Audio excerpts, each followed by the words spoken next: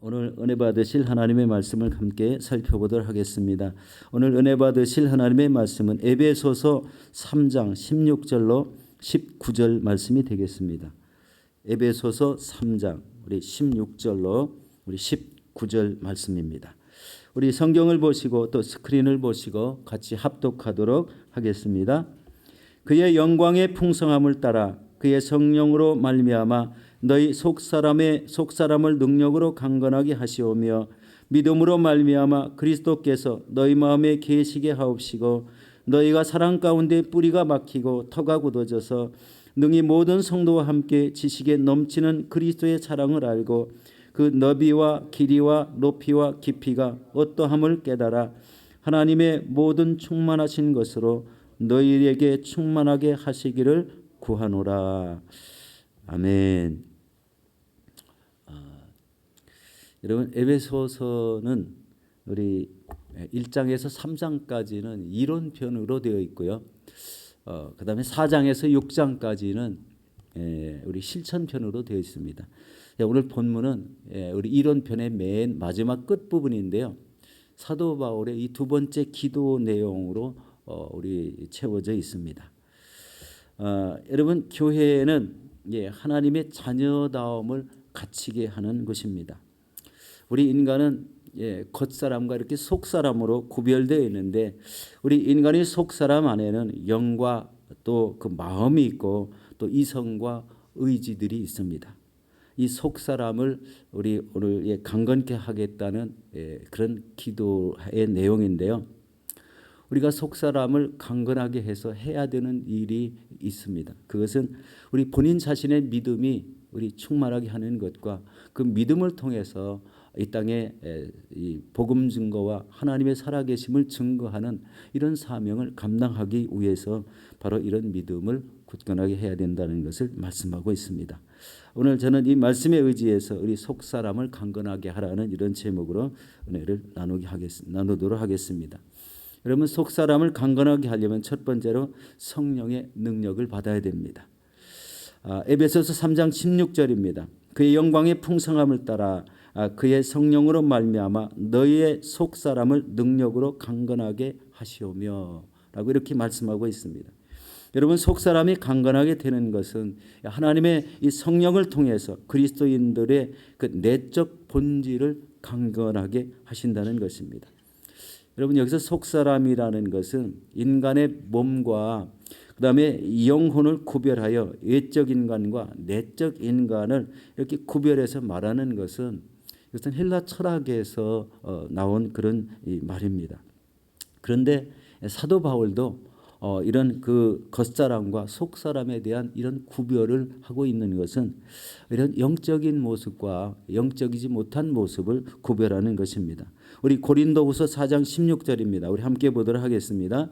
그러므로 우리가 낙심하지 아니하노니 우리의 겉사람은 낡아지나 우리의 속사람은 날로 새로워지도다 라고 이렇게 말씀하고 있습니다. 여러분, 이 말씀 속에서요, 속사람은 하나님에 의해서 창조되어 날로 새로워지는 사람으로서 구별하고 있고, 그다음에 겉사람은 육체와 함께 육적 본능과 욕구를 가지고 있는 인간이다. 그런데 이 겉사람은 날로 후패한다.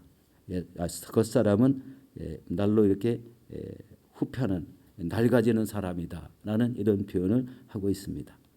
실제적으로 우리가 이제 한 해 한 해 연세가 드시면서 우리 외모가 좀 많이 달라지죠. 우리 소년 시절이 있고 청년 시절이 있고 우리 장년 시절이 있고 이 노년 시절을 지나면서 그 얼굴과 몸이 점점점 변화가 되고 그리고 결국 겉사람은 죽습니다. 그런데 속사람은 아닙니다. 속사람은 그 영혼이 날로 이 안에서 새로워지면서 그래서 천국을 지향하는 한 올바른 영혼이 되고 결국은 이 땅에서 하나님의 뜻을 감당하다가 하나님 나라로 가게 되는 것이 속사람입니다. 속사람이 굉장히 중요하죠. 여러분, 그런데 이 속사람의 중요한 점이 뭐냐면요, 우리 속사람 안에 성령이 거하신다는 거예요. 이 성령이 거하신다. 그래서 그렇기 때문에 이 속사람 안에 있는 성령의 능력으로 우리를 강건하게 하라는 이런 말씀으로 우리 사도 바울이 기도를 하고 있다는 겁니다. 여러분 영성이라는 것은요 가만히 있어서 영성이 이루어지는 게 아닙니다. 이 영성은요 훈련을 통해서 이루어집니다. 말씀을 배우고 기도 훈련을 해서 우리 기도를 통한 이런 하나님의 기쁨, 응답을 받는 기쁨을 누리고 또 성령의 충만함을 통해서 우리의 신앙이 우리 하나님과 늘 함께하는 이런 모습을 가져야 된다는 겁니다. 그리고 세상에 나가서 이런 모습을 통해서 복음을 전하고 어려운 이웃들을 돕고 봉사하는 것을 통해서 그리스도의 몸을 세워나가는 이런 속사람이 강건하게 되는 이런 모습을 갖춰야 된다는 것입니다. 우리 교회에서 성령행전학교를 하지 않습니까? 그 성령행전학교 프로그램이 이 속사람을 굉장히 강건하게 하는 겁니다. 영적인 이런 모습으로 갖춰지는 겁니다. 항상 이 속사람이 강건하지 못할 때에는 신앙의 삶이 힘이 없습니다. 기도해도 힘이 없죠.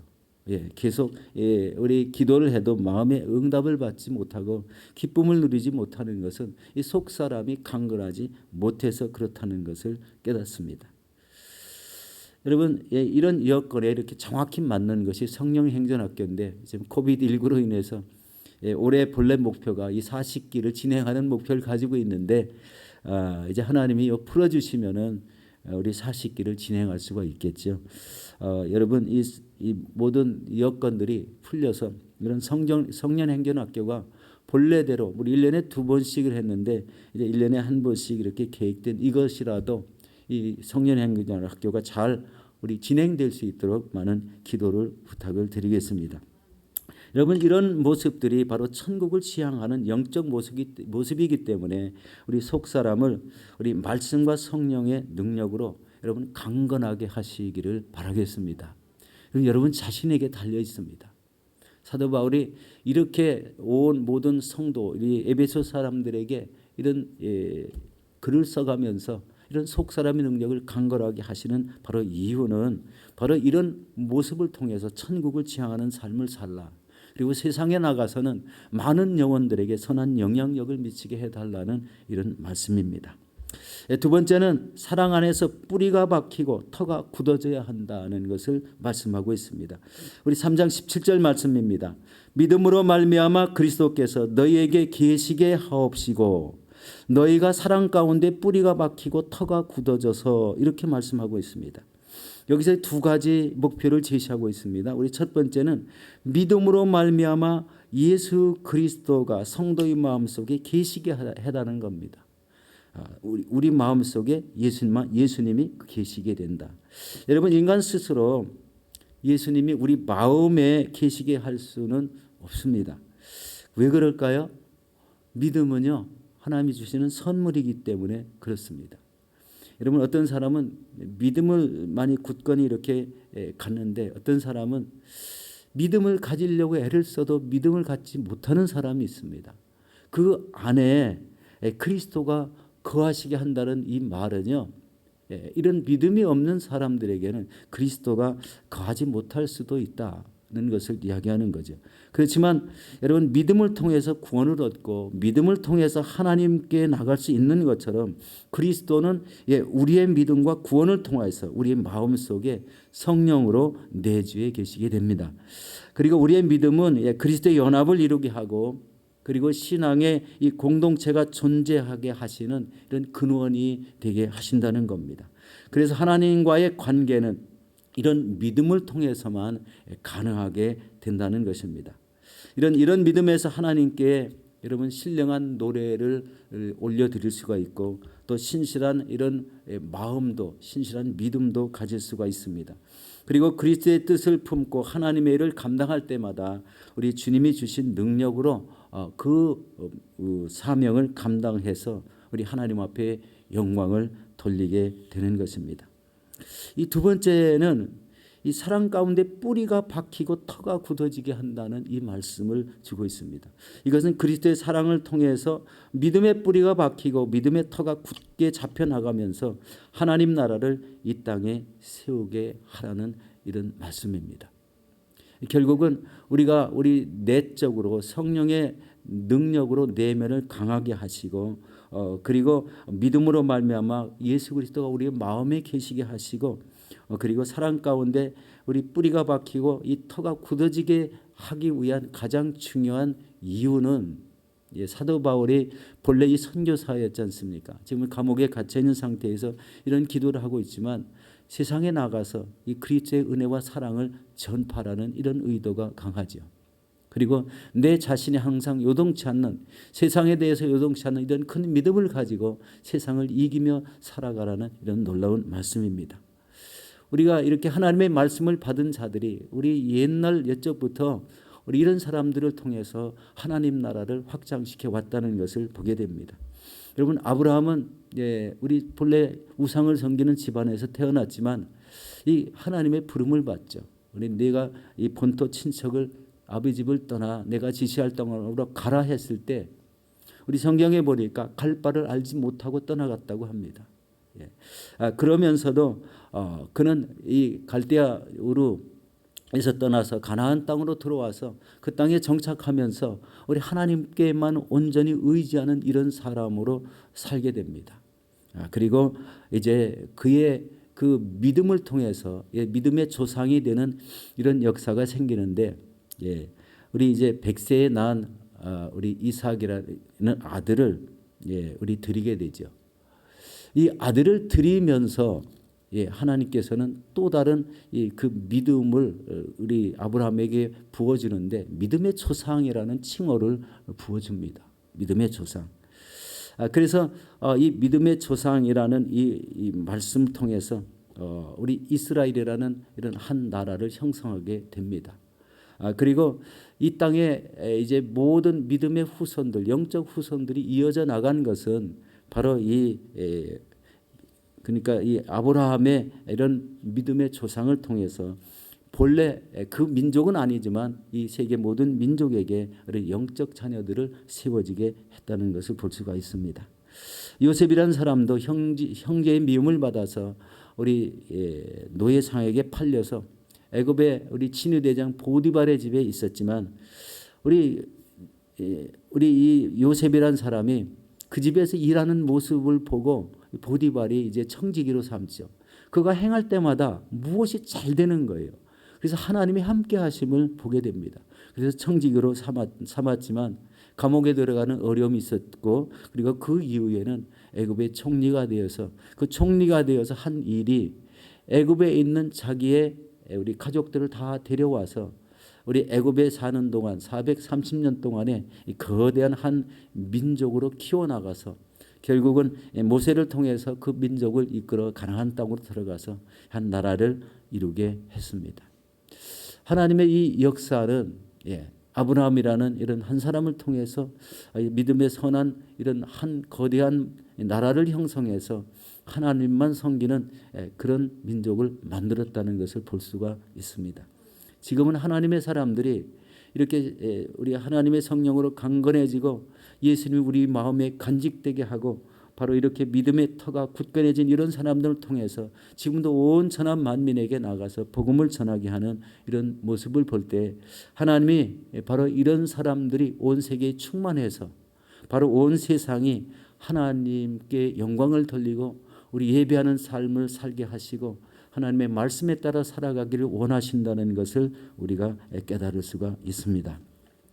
여러분, 그러므로 우리의 이 삶이 바로 이 그리스도의 사랑을 통해서 믿음의 뿌리가 박히고 또 믿음의 터가 굳건해져서 하나님의 원하시는 이런 복음 증거의 삶이 이 땅에 이루어져야 하나님이 기뻐 받으시는 모든 세계가 된다는 것을 새롭게 깨달을 수가 있습니다. 우리 에베소서 3장 18절 19절 한번 같이 봉독해 보도록 하겠습니다. 능히 모든 성도와 함께 지식에 넘치는 그리스도의 사랑을 알고 그 너비와 길이와 높이와 깊이가 어떠함을 깨달아 하나님의 모든 충만하신 것으로 너에게 충만하게 하시기를 구하노라.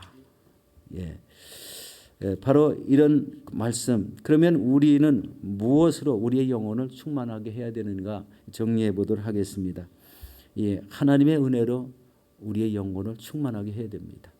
하나님의 영혼은 은혜로 충만케 해달라는 것은요, 하나님의 은혜가 나의 모든 삶을 감싸게 해달라는 의미가 있습니다. 그러니까 우리 하나님의 은혜로 우리 영혼이 이렇게 감싸지게 되면은 우리 밖에 나가서 하는 모든 말이나 행동에 선한 영향력이 생기게 됩니다. 선한 영향력.